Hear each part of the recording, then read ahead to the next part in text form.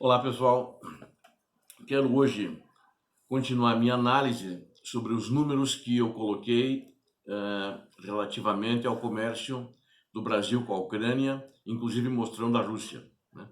Fazer uma análise disso à luz da situação atual, principalmente na Ucrânia, onde existe uma guerra não declarada com a Rússia, com a anexação da Crimeia e com também a ocupação por tropas russas, sem os distintivos russos nos uniformes dos militares, mas que estão ocupando efetivamente a região de Donbass. Então, quero discutir esses números. Por que eu quero discutir esses números? Porque, por exemplo, se a Ucrânia precisar de um posicionamento do Brasil a favor, ela teria? Ou ela daria o posicionamento a favor da Rússia? Na minha opinião, inicialmente ela ia procurar ficar neutra, né?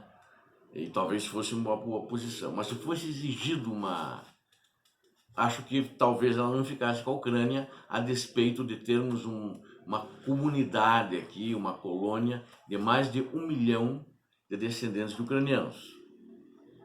E se comparado com a Rússia, é bem menor.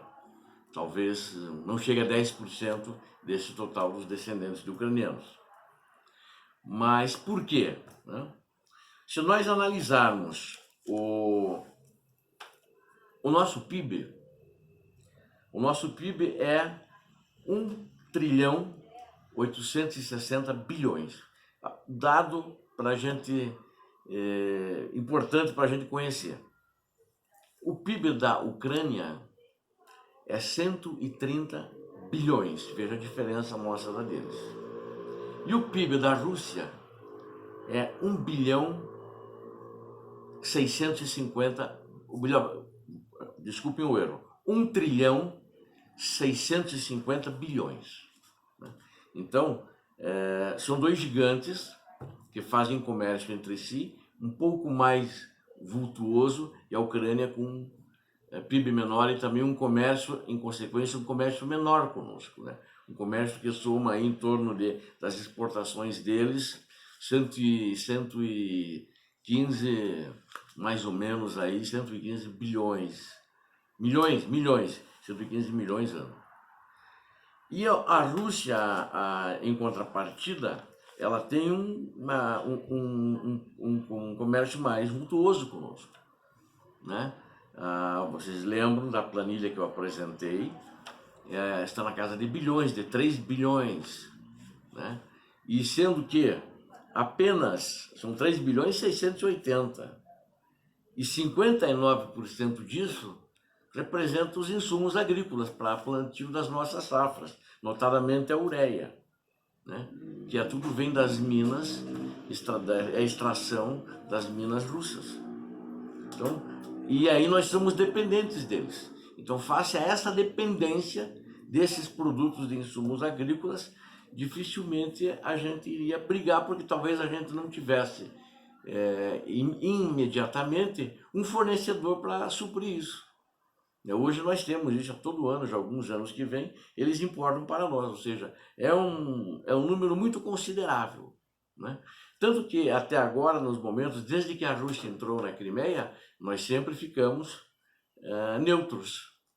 Talvez não declaramos neutralidade, mas não declaramos a favor desse ou a favor daquele. E mantivemos o comércio com os dois normalmente, mantendo as nossas posições comerciais. Então, muita gente às vezes já até me questionou, né? Até pessoas da comunidade. Por que o Brasil não fica contra a Rússia? Porque tem essa questão. E eles também são um grande mercado nosso, para o nosso mercado de carne, né? Então, o Brasil vai procurar sempre se manter, a não ser que seja exigido uma posição dele, né? Porque o mundo fez certas sanções, certas medidas contra a Rússia, quando ela anexou a Crimeia à Rússia, tirou a Crimeia da Ucrânia. Num próximo vídeo eu pretendo explicar como que a Crimeia veio para a terra dos tártaros na Ucrânia e como ela chegou a ser da Rússia antes. Mas isso é um assunto muito longo que não dá para a gente falar aqui. Então, isso é um fato muito importante. Nós não podemos achar que nós vamos sempre ficar do lado da Ucrânia porque temos uma comunidade grande, né? E também, talvez, o ideal é o Brasil ficar como está, neutro, numa posição neutra, né? Principalmente que acho que a questão da Crimeia é uma questão muito difícil de ser resolvida, porque já foi feita uma anexação, apesar de nos mapas e o Ocidente não reconhecer a Crimeia como Rússia, nos mapas russos ela já consta como Rússia, mas ela já possui o status de república independente e autônoma, onde tem lá, entre aspas, um presidente, mas que ele subordina-se a Moscou. Eles têm um congresso próprio, né? Então, é uma questão muito mais difícil, ao contrário do que está acontecendo em Donbass, onde os russos entraram, fizeram um plebiscito tal como foi feito na Crimeia, para ver se o povo queria, né? O povo votou entre aspas, porque essas tropas de ocupação que não tinham distintivos russos, né? E pessoas levadas para lá votaram, inscreveram-se nas listas de votação e votaram na Crimeia a favor, assim como da anexação. E assim como aconteceu em Donbass. Só que como houve essas sanções, o Ocidente protestou energicamente, o presidente Putin contra Donbass não anexou. Então o que acontece hoje na região de Donbass?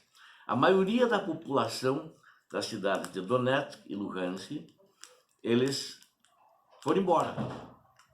Ficou uma minoria de pessoas que são pessoas mais idosas ou aceitam ficarem pró-russas, né? Mas mesmo essa maioria que foi embora, tinha pessoas pró-russos e pró-ucranianos que moravam lá.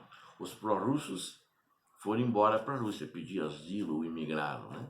Os pró-ucranianos foram para a Ucrânia, foram procurar emprego na Ucrânia, foram fazer a sua vida na Ucrânia, né? Abandonaram ali.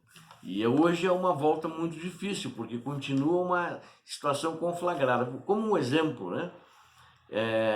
Só na cidade de Donetsk, que faz parte ali de Donbass, é a principal região da produção de aço, de minas de minas de zircônio, né?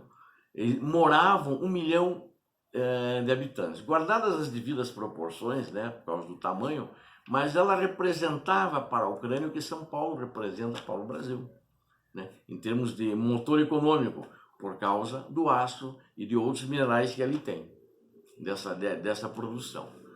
E desse 1 milhão de pessoas, hoje não mais de 50 mil pessoas moram lá, daquelas que já habitavam lá, né? E existem tropas que se dizem que são rebeldes ucranianos, quando na verdade são tropas russas que tiraram as insígnias. Eles dão baixa do exército lá e entram e fazem um contrato ali com a República, né? Um grupo que os russos têm chamado Grupo Wagner, que ele atua na Síria também, né? Mas são tudo tropas especiais, né? Que já pessoas com experiência, são soldados já com anos de experiência como soldados. Estão ali brigando com a Ucrânia e dizendo que querem uma região independente. Eles elegeram o seu próprio presidente, né? Um desses militares que está lutando lá, dizendo que são locais. Mas a maioria das tropas que estão ali são russas, senão não conseguiriam manter. Tanto que no que aconteceu, a Ucrânia entrou com tropas e começou a repelir, empurrá-los para a fronteira com a Rússia. Aí a Rússia veio com tudo do lado de lá. Mas a Rússia sempre nega isso. A Rússia disse, não, eu não ajudo eles, eu não dou armamento. Mas hoje eles têm lá, na região de Donbass, entre 200 a 250 tanques. Na Rússia você não compra tanque em supermercado e nem na Ucrânia, compramos e viemos aqui. São tanques dados pela Rússia, são tanques russos, né? Modelo russo, tanques novos, modernos, né?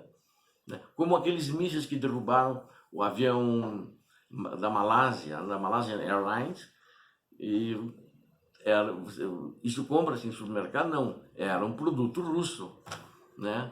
que eles chamam Buk, é uma bateria de mísseis, né, de foguetes, que estão lançados um atrás do outro para derrubar. Eles mandaram só um foguete, acertaram no avião, mataram toda a tripulação e todos os passageiros civis. Mas esse assunto a gente pode também discutir no próximo vídeo, que eu pretendo falar sobre a questão da guerra com a Rússia. Então é muito importante de ver que no contexto hoje a Ucrânia ficou muito enfraquecida, porque essa guerra gasta dinheiro, né? E ela perdeu uma fonte de renda muito importante ali da região de Donbass, né? Com as minas que não estão mais rendendo, né? E não sei o que estão rendendo para os russos, mas alguma coisa estão rendendo bem mais, né? Dizem que algumas não funcionam, mas é duro de acreditar, porque eles estão tropas deles lá e eles que fazem toda a segurança, né? E tem alguns trabalhadores que ficaram e continuam trabalhando nas minas, né? Que se consideram pró-russos e querem que ali eles querem ser parte da Rússia. Então é importante esclarecer que essa questão da guerra influi muito, porque é um custo muito grande. Como é um custo para a Rússia também, porque vocês sabem que manter 40 mil homens com tanques, alimentar esse pessoal, munição, armamento moderno, né? Custa caro. E às vezes a gente sente que o Putin faz uma pressão para a Ucrânia negociar. Só que a Ucrânia não deve negociar para ceder aquilo. Não deve negociar, aquilo é da Ucrânia e tem que ser da Ucrânia. Sempre. Né? O Putin reporta muito aos tempos quando ele diz, não, isso aqui é nosso, isso aqui sempre foi nosso. Mas ele reporta quando era Rus de Kiev, né? O Rus de Kiev, né? Ele reporta-se quanto a isso. Então, ali não era, ali era Rus de Kiev e era comandado por Kiev e não por Moscou. Ele quer dizer que Moscou herdou, depois que a Rus de Kiev enfraqueceu-se, ela foi desmembrada por causa do príncipe que criou Moscou, que ele foi para Moscóvia, mas não é nada disso não. Então aquilo não é e nunca deve ser da Rússia, mas sim da Ucrânia. E deve-se para isso trabalhar num acordo de paz que atenda duas as partes. E acabe com essa matança, esse duelo que tem hoje entre snipers, onde snipers, né, atiradores de snipers são atiradores de escola, atiradores de elite da Rússia, ficam matando soldados ucranianos ao longo da fronteira e vice-versa também, né? Então, todo mês, toda semana, tem mortes. É uma coisa muito complicada. Então, essa economia é uma economia complicada. Essa guerra atrapalha muito o relacionamento comercial, o desenvolvimento comercial, o desenvolvimento econômico, né? Então, era isso que eu queria completar. E pensava em falar isso no outro vídeo, mas ficou muito longo e ficaria muito maçante. Eu pretendo fazer vídeos ainda sobre essa questão da invasão e dizer como que a Crimeia veio parar onde está e aonde ela era antes, de quem ela era. Obrigado a todos, Deus abençoe, paz e bem.